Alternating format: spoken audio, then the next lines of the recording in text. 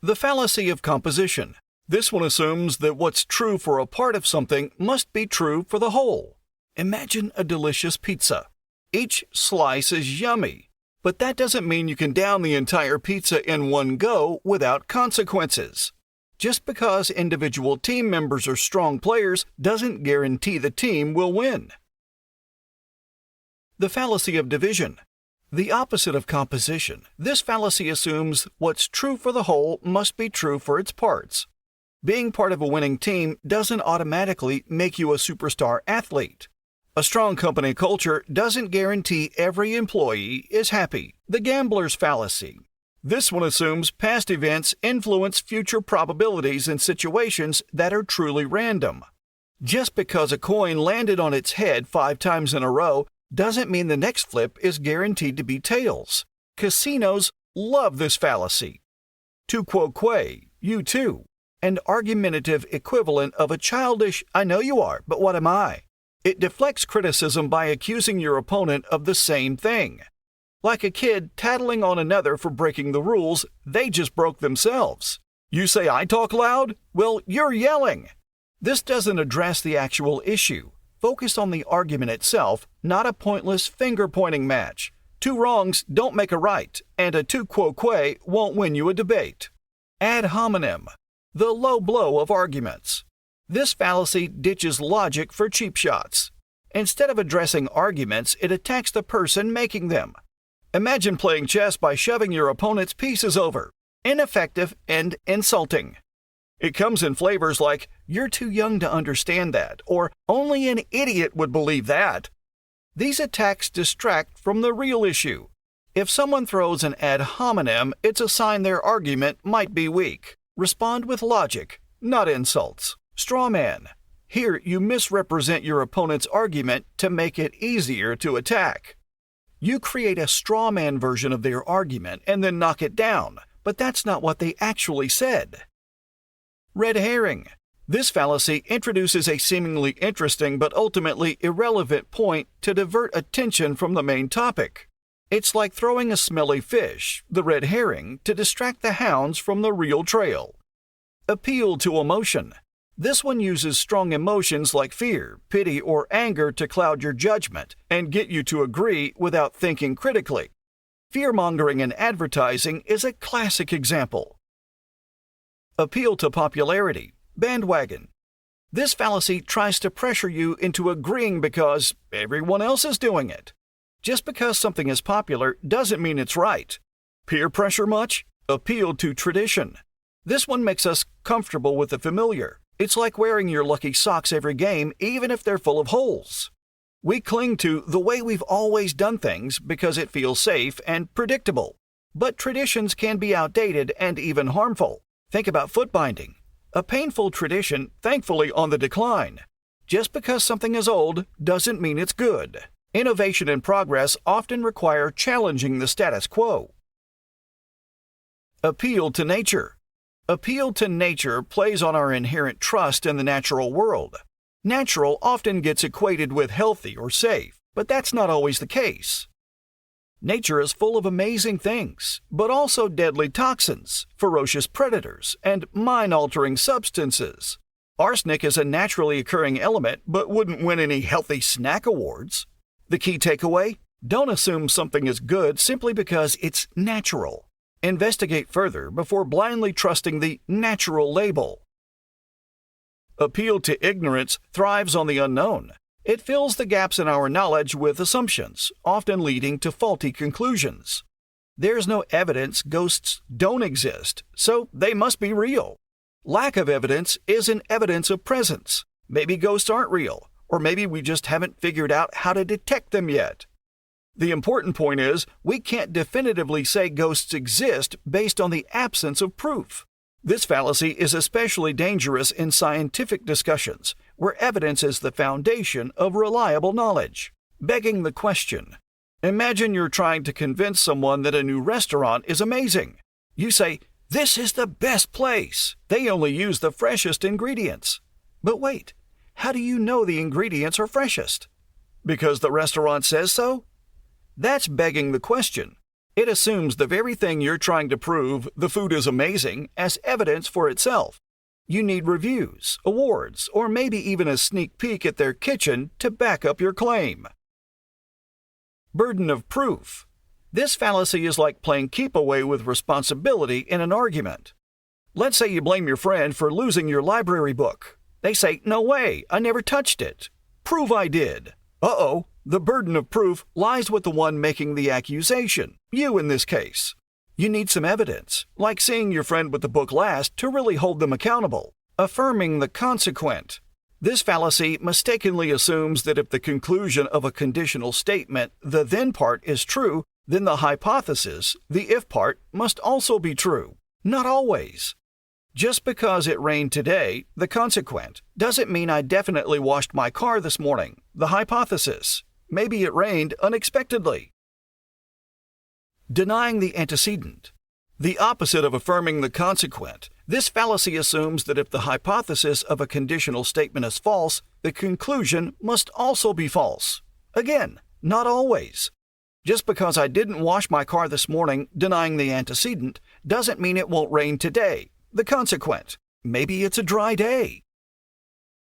Moving the goalposts. This fallacy involves changing the criteria for what constitutes evidence or success after the fact. Imagine playing a game where the winning score keeps getting higher the closer you get to it. False cause and Texas sharpshooter. This fallacy mistakenly assumes that because one event happened before another, the first event caused the second. Correlation doesn't equal causation.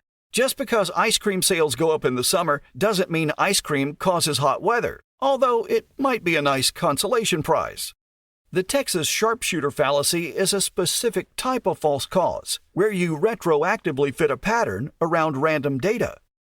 Imagine a drunkard fires a shotgun everywhere in a barn, then draws a bullseye around the biggest cluster of holes later and claims they were an amazing shot. Loaded question. This fallacy asks a question that presupposes a certain answer, making a fair response difficult.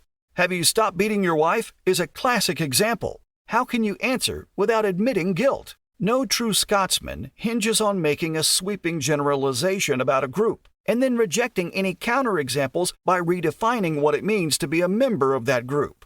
Take the stereotype that all French people are bad at speaking English. This is demonstrably untrue, yet someone might use the fallacy to defend it by saying, well, no true Frenchman would struggle with English. This statement dismisses the many French people who are still learning English or who have accents, and instead creates a narrow, arbitrary definition of a true Frenchman that conveniently excludes the counterexample.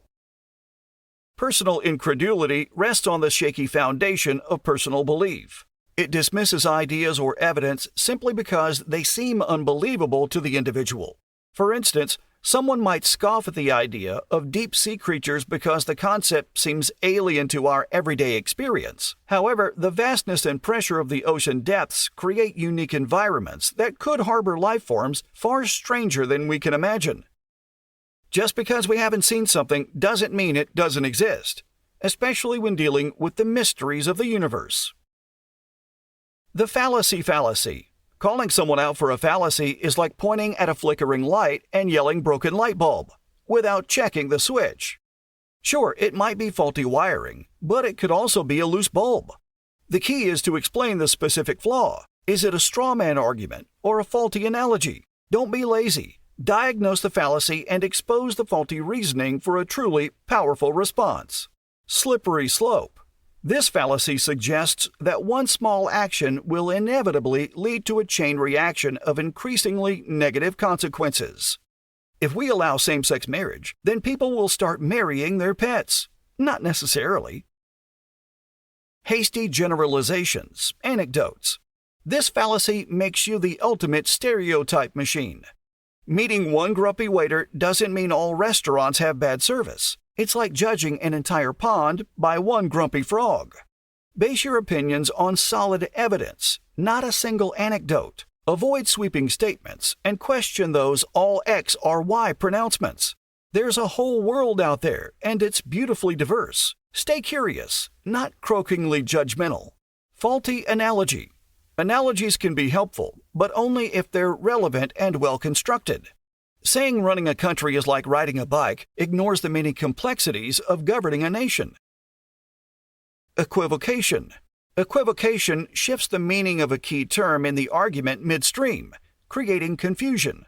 Taxation is theft. You wouldn't steal from your neighbor, would you? Stealing and taxation are not the same thing, even if the words share a root. False dichotomy, black or white. This fallacy presents a situation as if there are only two options, ignoring the possibility of nuance or a middle ground. You're either with us or against us is a classic example. The world is rarely so black and white. Fallacious appeal to authority. This fallacy assumes someone's expertise in one area automatically qualifies them to speak on another unrelated topic. Just because a celebrity is famous doesn't mean they're a scientific expert on climate change. Expertise matters, but it should be relevant to the topic at hand. Genetic fallacy. This fallacy attacks an idea based on its origin or source, rather than on its merits. Evolution is just a theory that Darwin came up with. The theory of evolution is based on evidence, not just one person's idea. Middle ground fallacy. This fallacy assumes that the truth must always lie somewhere between two extremes. Not always. The statement "murder is bad" doesn't have a reasonable middle ground. There are some issues where compromise simply isn't appropriate. Decision point fallacy, Sorites paradox. This tricky one highlights the difficulty of defining vague concepts with gradual changes. Imagine a pile of sand. When does removing one grain turn the pile into something less than a pile? It's a paradox that challenges our ability to define clear boundaries in certain situations. Phew, that was a lot of fallacies. Remember, fallacies are sneaky. They can masquerade as strong arguments. By being aware of these common pitfalls of logic, you can become a better critical thinker, spot fallacies in everyday situations, and maybe even avoid using them yourself. So next time you encounter a seemingly persuasive argument, take a step back and analyze it. Is it logical? Does it rely on emotions or irrelevant points? By being a critical thinker, you can empower yourself to form your own informed opinions and navigate the world of information a little more wisely. I know this might feel like a mental workout, but trust me, this knowledge will come in handy in countless situations. Whether you're debating politics with your uncle at Thanksgiving dinner, evaluating online marketing claims, or simply trying to have a productive conversation with a friend, understanding fallacies can be a superpower. So keep your eyes peeled for those sneaky buggers in the wild. And remember, critical thinking is cool. Well, there you have it. Thanks for joining me on this crash course in logical fallacies. If you enjoyed it, hit that like button and subscribe to Whiteboard Explainer for more content that will make you smarter, more informed. And if you have a favorite fallacy you want to share, do let us know in the comments below. Let's keep the conversation going. Until next time, stay curious, stay skeptical, and think critically.